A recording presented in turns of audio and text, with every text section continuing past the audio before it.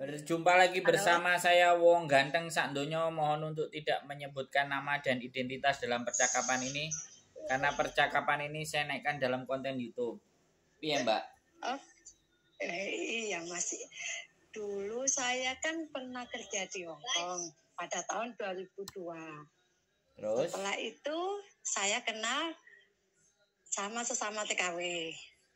Oh, terus? Sama TKW, dia tuh punya wajah mirip seperti adik bungsu saya. Terus? Kan jelek, baik sampai 1 tahun. 1 tahun saya dipinjami paspor. Saya dulu nggak pernah tahu, karena saya nggak begitu bisa bahasa Kantonis. Lepas itu dia pinjam, oke. Dia kan pinjam paspor saya kira hanya untuk apa? Ya pinjam gitu loh Mas, pinjam oke. Saya nggak tahu kalau terus saya ditelepon orang katanya, kamu benar nggak namanya ini? Oke, ya benar. Akhirnya pada tahun 2004 sekitar bulan berapa ya? 3 kalau nggak 2, saya lupa Mas, bulan berapa gitu. Ternyata adik saya yang saya akui adik itu pergi ke Malaysia. Terus saya didatangi, paspor saya di situ. Saya kan ketakutan. Halo? Ya lanjut, saya mendengarkan dengan baik dan benar. Terus? Oke, langsung saya ketakutan waktu itu. Saya nggak berani bilang sama majikan. Padahal majikan tuh orangnya hoyan guys. Orang baik. Hoyan, sangat baik. Terus? Saya di sana tidak boleh masak. Saya di sana tidak boleh dongsam le, aisam le, mhoy guys. Ya cicau pipi. Terus akhirnya saya karena kebaikan beliau saya ketakutan sendiri, dan kebetulan majikan saya adalah polisi. Sing sange polis. Terus saya tanya, kamu di mana dek? Lepina. Ngohema kok pan le Malaysia. Akhirnya saya kan bingung. Wah, kira apa iki nasibnya paspor saya? Terus akhirnya saya gajian, terus dia bilang gini Mbak, sampean kayak aku ya Mbak. Kayak kamu gimana? Terus akhirnya kamu kayak aku Mbak, kamu pergi ke Makau. Saya juga nggak tahu Makau itu di arah mana. Saya dituntun dari dia, saya pergi ke Makau. Habis itu saya dikasih uang untuk beli tiket ke Malaysia. Saya jadi jumpai dia di Malaysia. Ya sih, tapi saya kabur dari majikan itu Mas. Majikan nggak tahu. Terus saya pulang ke Indonesia. Saya pulang ke Indonesia 2005, saya menikah. Saya bilang, sorry Dede. Saya benar-benar minta maaf, tuh Mujia. Terus katanya, singsangan, kau coba. Mau saya lagi. Tapi Dede kemboyan, ge. Wah, kami lah. Terus dia tahu, kamu nggak ingin kerja lagi. Mau ya nih Kipana. Saya menikah. Terus waktu saya punya anak, beliau ke sini. Beliau ke Indonesia. Oh, Dede Indonesia. Keren. Saya melahirkan anak, saya dikasih uang $1.000 Hongkong. Saya dikasih nama, anak saya suruh ngasih nama Hang. Pepe pipi kui menga Hang. Saya kasih nama Hang loh, saya kasih tambahan Hang gitu. Terus sekarang saya nggak ada komunikasi. Setiap kalau saya ada apa-apa saya mesti telepon Dede ya, ngomong sih aja Hongkong. Mau sih tim kayaknya, tapi saya takut sendiri gitu loh. Terus akhirnya saya kerja ke Malaysia. Nah, sekarang itu saya kan teman-teman saya ternyata yang dulu itu ternyata banyak yang ke Makau. Yang saya tanyakan tuh bermasalah nggak gitu loh Mas? Nggak masalah sih. Proses ke Makau jadi nggak bermasalah. Nggak. Oh gitu.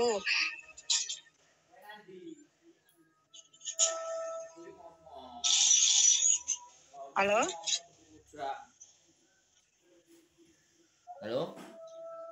Ah, ya, yang saya tanyakan tuh saya bermasalah nggak dengan saya kaburnya waktu ke Makau itu gitu loh. Sebenarnya sampean kalau ke Makau nggak ada masalah, wong masalah sampean di Hong Kong. Oh gitu. Sampean utangnya kan di Hong Kong kok. Iya. Ya, sampean utangnya di Hong Kong ya berarti masalahnya sampean di Hong Kong. Saya juga nggak ngerti hutang saya itu di mana. Tiba-tiba ada orang, karena yang ketakutan saya itu ada surat datang ke rumah majikan. Oh. Itu yang saya takutkan itu loh. Kan karena yang saya takutkan dulu kan dia seorang polisi gitu loh. Ya itu gitu loh. Tapi waktu majikan perempuan datang ke Indonesia, mau mantai lah. Ya mau mantai berarti kan ya memang nggak ada masalah. Sampean mau proses ke Hong Kong apa mau proses ke Makau? Kalau sebenarnya bentar, saya tak ngomong dulu, jangan dipotong, ya. Jangan dipotong. Sampean kan nanya, oke? Iya. Sampean nanya bukan ngasih tahu saya, oke? Iya. Kan sampean mau proses ke Makau. Kalau sampean proses ke Makau ya nggak ada masalah. Masalah sampean kan utangnya di Hong Kong.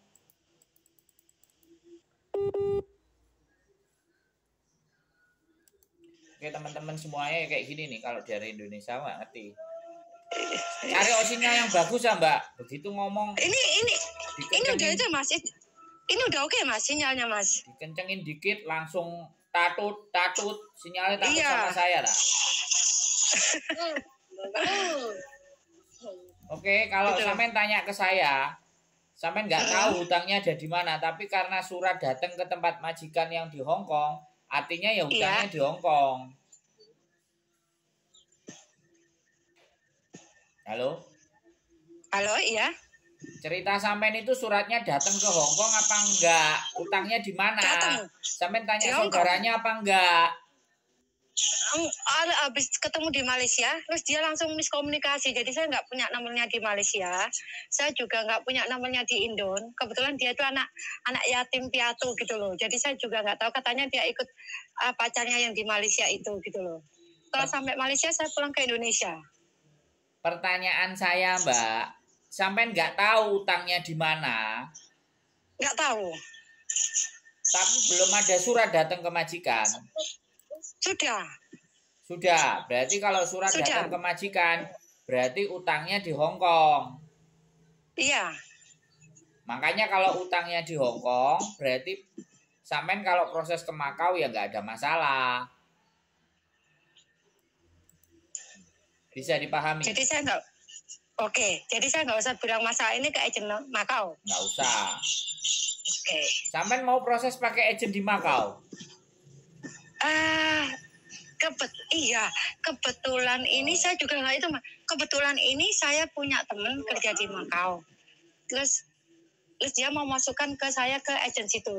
Jadi kita belum interview sih Mas, makanya saya juga bingung gitu loh. Nah terus sekarang sampean mau tanya ke saya apa aja? Kan kalau sampean tanya masalah atau enggak, saya jawabnya enggak ada masalah. Terus sampean mau tanya apa lagi? Sudah mau tanya itu masalah enggak waktu saya nanti tiba di Makau itu. Oke. Enggak ada masalah. Itu ceritanya. Oke, Mas. Ya, makasih ya Mas ya. Enggak usah bingung, ya. Oke, makasih. Oke. Makasih Mas. Assalamualaikum. Waalaikumsalam warahmatullahi wabarakatuh. Oke, buat teman-teman semuanya ya, ini masalah ini banyak sekali kan.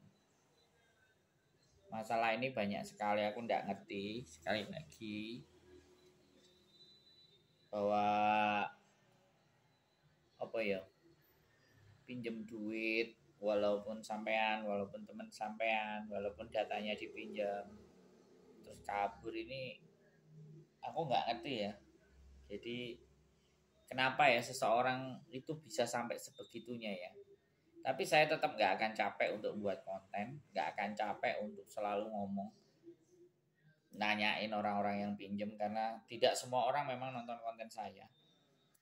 Dan hal seperti ini nih nggak bisa kita kampanyekan untuk sendiri ya. Kalau kita mau kampanye itu kampanye bersama, untuk tidak meminjamkan dokumen dan tidak memberikan informasi apapun tentang dokumen kita. kepada mereka, kepada teman-teman siapapun. Jadi seperti itu ya Mbaknya.